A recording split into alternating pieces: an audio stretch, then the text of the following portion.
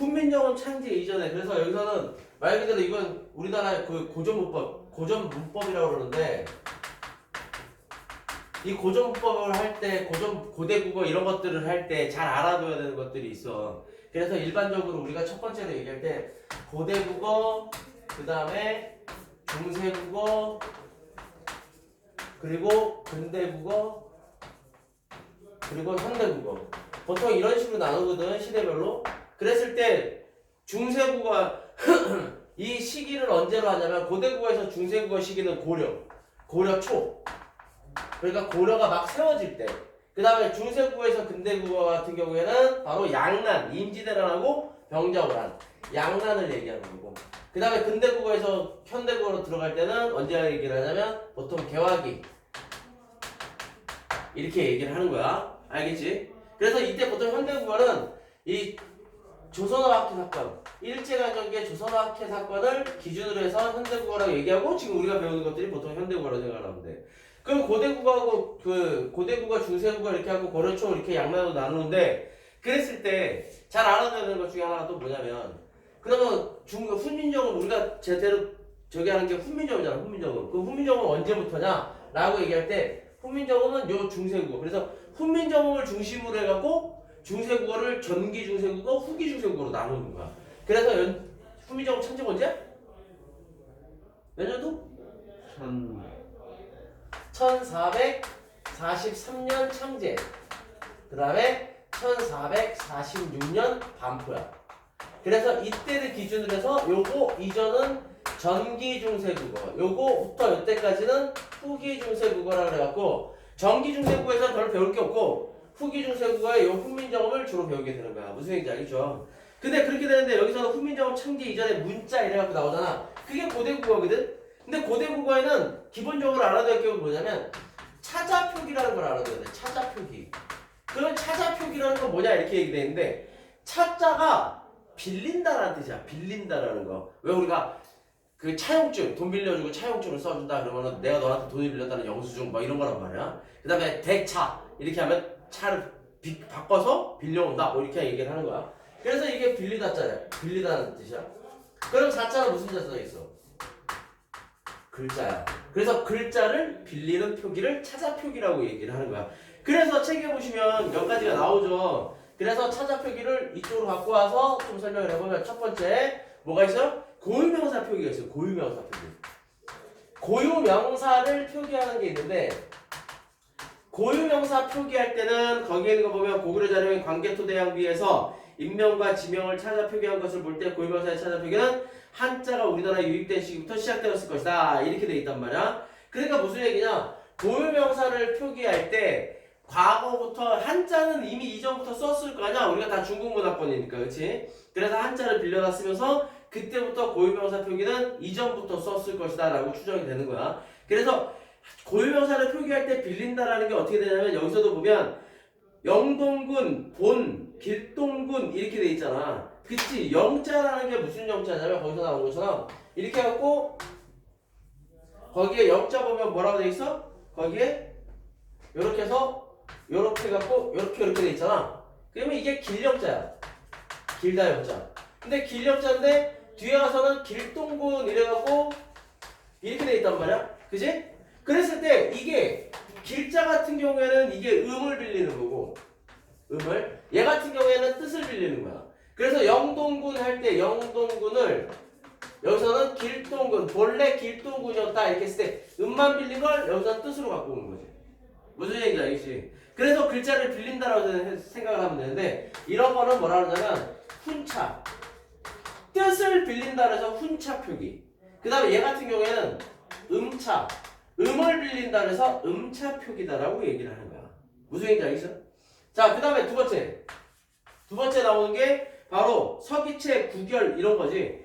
서기체 이렇게 얘기하는데 임신서기석이라고 해갖고 거기에 보면 한자로 우리말 어순에 맞게 배열하여 표기한 이렇게 돼 있는데 이게 거기에 보면은 이게 임신서기석이라는 거야. 약차, 사실, 천대, 자득서. 그래서 임신서기석에 만약에 이를 어기면 하나님 내게 큰 죄를 얻을 것이다. 이렇게 돼 있는데 약차, 사실 이렇게 돼 있잖아. 사실을 어기면 이런 식으로 돼 있는 건데 이거는 어떤 식으로 생각하면 되냐면 말 그대로 말 순서가 한자의 말 순서하고 우리나라 말 순서하고 달라. 영어하고도 다르지. 우리 영어 배울 때 뭐라 배워? 우리 기본적인 저기 배울 때 S 플러스 V 플러스 C 이거 맞아? O 아니고? 어? O 아니고? 5? 5 플러스 C야? 아니 V 다음 O. V 다음에 5야? 쉽게 얘기하면 이렇게 하면 뭐야? V가 뭐야? 수. 어? V가 그래서 뭐야? 기본적으로 얘기할 때 이걸 어렵게 생각하지 말고 보통 일반적으로 S가 주어잖아. 그치? 그래서 얘네들은 S야. 그 다음에 V가 뭐야? 동사지. 그래서 걔네들 같은 경우에는 뭐를 하는 거야? 동사가 먼저 나와. 쉽게 얘기하면. 그 다음에 뭐가 나와? 마지막에 C? 목적어가 나와. 그런데 우리나라는 이 순서가 아니지. 우리나라는 어떤 순서야? 주어, 목적어, 서술어지. 근데 서술어에 주로 뭐가 나와? 동사가 먼저 나오지. 그래서 얘네들이랑 우리나라랑 문자 순서가 다르잖아. 문장 순서가 중국어도 비슷해. 중국어도 비슷해. 예를 들어서 중국어 같은 경우에도 보면은 예를 들어서 우리가 중국어 같은 경우에 한자 성어나 이런 것들을 볼 때 한자 성어 같은 경우에도 보면 뜻이나 뜻이 앞뒤가 선수 다른 경우가 있어. 그러니까 예를 들어서 뭐 불출이라고 하자. 들어갔다 나오다 하지 않는다. 불출. 그래서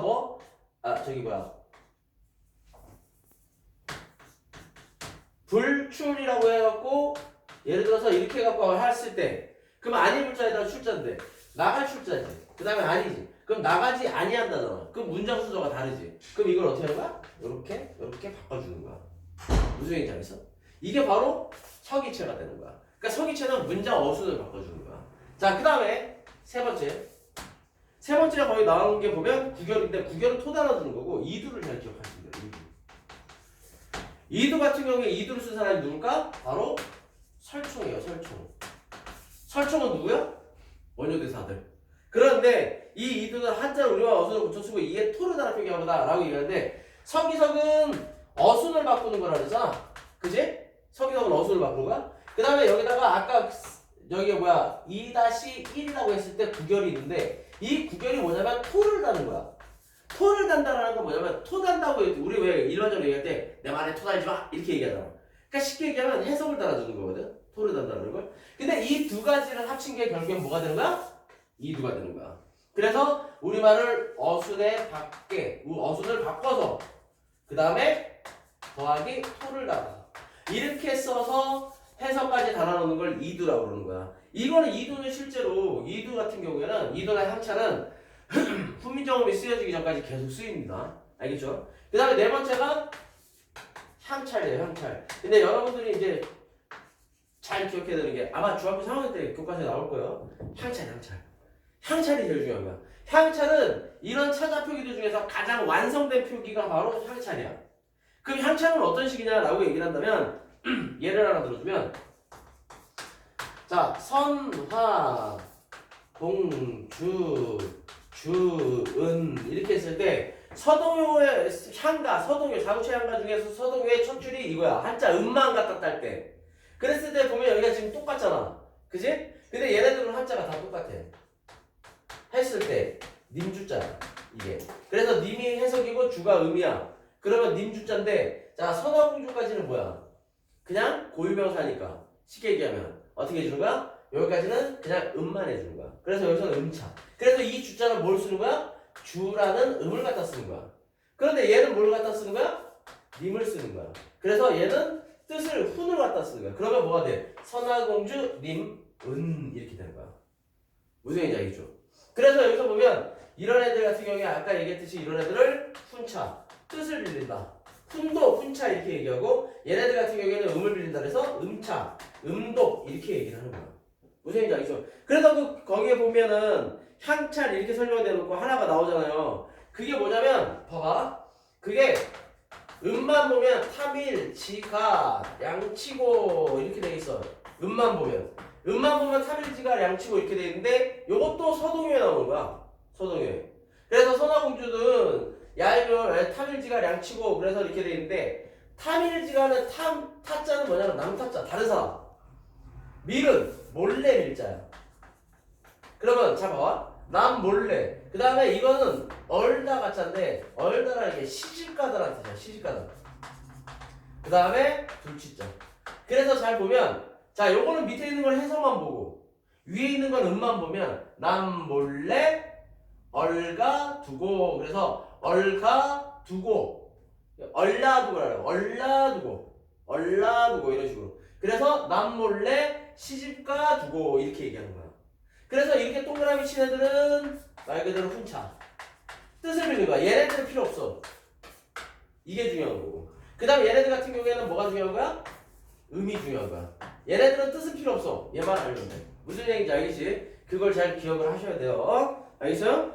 자, 그래서 여기까지가 보통 고대국어 이렇게 되는 거예요. 그리고 나서 고려 초까지 쭉 넘어오다가 중세국어 1340년 조선이 들어서고 나서 저기 세종대왕이 훈민정음 창제를 만들게 되는 거예요. 알겠죠? 그런데 거기 160페이지 넘겨서 한 장 더 넘기면 고대국어 160페이지에 보면 고대국어의 음은 이러고 나오죠. 그래서 고대국어의 기본적인 설명을 하는 거예요. 그래서 알타이 공통조어라고 그래갖고 우리가 알타이 공통조어를 쓰면서 원시국어 그리고 부역의 언어군과 한계 언어군 그래서 부역의 언어군은 고려, 백제, 지배층 언어 한계는 백제, 피지배층 언어, 신라어, 가야어, 그러면서 중세국어가 된다. 그러니까 우리는 이거를 역사적으로 잘 보면 돼요. 역사적으로 볼 때는 역사적으로 보면 알타이 공통조어 어쩌고저쩌고 나오지만 잘 보면 우리가 보통 역사를 볼 때 중국의 이제 고조선부터 시작해서 뭐예요? 고조선이 멸망하고 나서 그 다음에 많은 나라들이 생기지. 고구려, 부여, 옥저, 동해, 그 다음에 뭐 사만 이래가지고 쉽게 얘기하면 고조선에 이제 망하고 나서 그 다음에 중국의 지배를 받다가 이런 조그마한 중소국 국가들이 생기게 되는 거고 그 다음에 이런 것들이 정리가 되면서 어떻게 돼? 다시 우리가 흔히 얘기하는 삼국시대. 그래서 고구려, 그 다음에 백제, 신라, 가야 이런 식으로 생기는 거야. 그러다가 얘네들이 이제 통일을 할 때 통일을 누가 해? 신라가 하게 되는 거야. 그래서 신라어다라고 얘기를 하는 거야. 무슨 얘기인지 알겠죠? 그러면서 신라나 가야가 신라에 포함이 되고 그 다음에 얘네가 오면서 고려 물론 중간에 후삼국을 거치지만 고려 그 다음에 고려가 이어서 조선 이렇게 돼서 조선의 4대 왕인 세종이 훈민정음을 만드니까 우리는 결국에 신라어의 계열을 쓰게 되는 거다라고 보게 되는 거야. 무슨 얘기인지 알겠지? 그 얘기하는 거예요. 자, 그래서 고대국어의 의문을 보면 자음과 모음, 자음의 개수가 총 14개. 그러면 뭐가 없다는 얘기야? 고대국어에서 뭘 안 썼다는 얘기야? 고대국어에서. 자, 자음이 14개밖에 없어. 그런데 보면 기역, 키읔, 이응, 니은, 디귿, 티귿, 리을, 미음, 비읍, 피읍, 시옷, 지읒, 치읓, 티읕인데 요거 가나다 순서대로 뭐야? 하나다라, 마바사, 아자, 착하, 타파, 하 이렇게 14개 쓰는 거지. 뭐가 없어? 된소리가 없지. 그래서 고대국어에는 첫 번째 된소리가 없어요.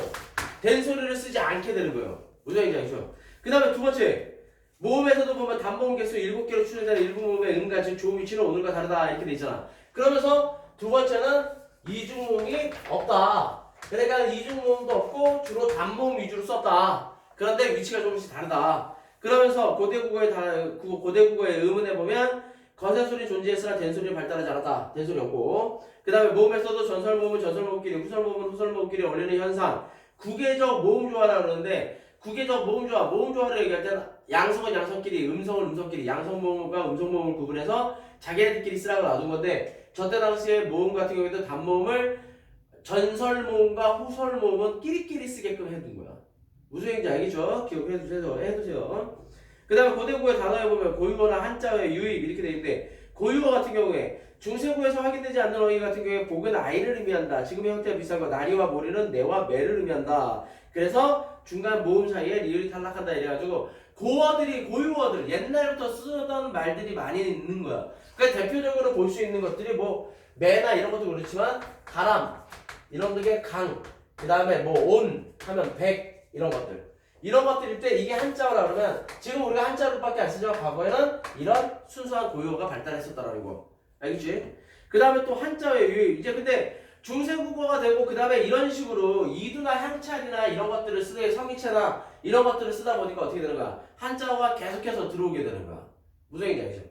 한자어가 계속해서 유입이 되는데 그래서 이두나 향찰 같은 경우에 이 향찰은 이런 식으로 보면 알겠지만 순서를 맞춰서 쓸 수 있기 때문에 그동안에 이두라든지 그 다음에 서기체 같은 거 그런 것들을 쓸 때 문제가 됐던 것 중에 하나가 뭐냐면 우리나라만의 어미나 조사 같은 것들을 표현하기가 애매했는데 글자로. 근데 이때는 이런 것들을 다 빌려서 쓰기 시작을 하면서 어미라든지 조사 같은 것도 생각보다 표기하기가 편했단 말이야. 근데 문제가 하나 있어. 이 모든 찾아표기법의 문제. 그게 뭘까? 이런 찾아표기법의 문제. 니네 이거 쉬워 어려워? 어렵지? 그럼 니네 왜 어려워? 왜 어려워 이게? 저희가 배우지 않는 배우지 않아서? 그거보다 뭐야? 한자가 많이 나오잖아. 무슨 문제냐? 그 당시도 마찬가지야. 결국엔 한자를 알아야 이걸 쓸 수 있다는 거야. 한자를 모르면 이걸 쓸 수 있어 없어? 한자를 모르면 이걸 쓸 수가 없어. 그러다 보니까 한자를 아는 뭐만? 누구만 한자 알아? 야 예를 들어 생각해봐. 예를 들어서 말하자면 내가 노비야. 천민이야. 근데 우리 아빠도 천민이야. 할아버지도 천민이야. 그럼 내 자식도 천민이야. 천민은 계급을 셌을 때는 거잖아. 그지? 근데 내가 한자 배울 일이 있어 없어? 한자 배울 일도 없고 쓸 일도 없어. 이런 거 뭐하러 써? 내 이름도 없는 마당에. 그잖아. 쉽게 얘기하면 뭐 점수나 마당수야 무슨 갑도라 이런 식으로 막 아무렇게나 부르는 이름인데 이름도 없는 마당에 뭐가 필요하겠어. 그러다 보니까 서민들은 모르고 결국에 있는 것들, 그러니까 위에 있는 지배층들만 쓰던 거야. 한자를 알아야 된다. 그래서 모든 것들의 공통점은 바로 한자를 알아야 된다라는 거. 이 문제에 한계가 생기는 거야. 그래서 이 고대 국어에서는 한자어가 많이 유입이 될 수밖에 없었고 한자어가 또 많이 쓰일 수밖에 없었다라는 거. 그런 내용들을 있다라는 걸 잘 기억을 해두셔야 해요. 그 다음에 고대 국어의 문법 보면 주격조사 이가 있고 과정격조사 애가 있고 목적격조사 을이 있고 이렇게 돼 있잖아. 요거 같은 경우에 고대 국어의 문법이나 중세 국어의 문법에서도 크게 바뀌는 법은 없기 때문에 바뀌는 경우는 없기 때문에 보도록 할 거예요. 무슨 얘기인지 알겠죠? 자 거기 그래서 뒤에 넘기시면 이제 훈민정음 창제 원리 나오는데 그거 한번 읽어보도록 하소서.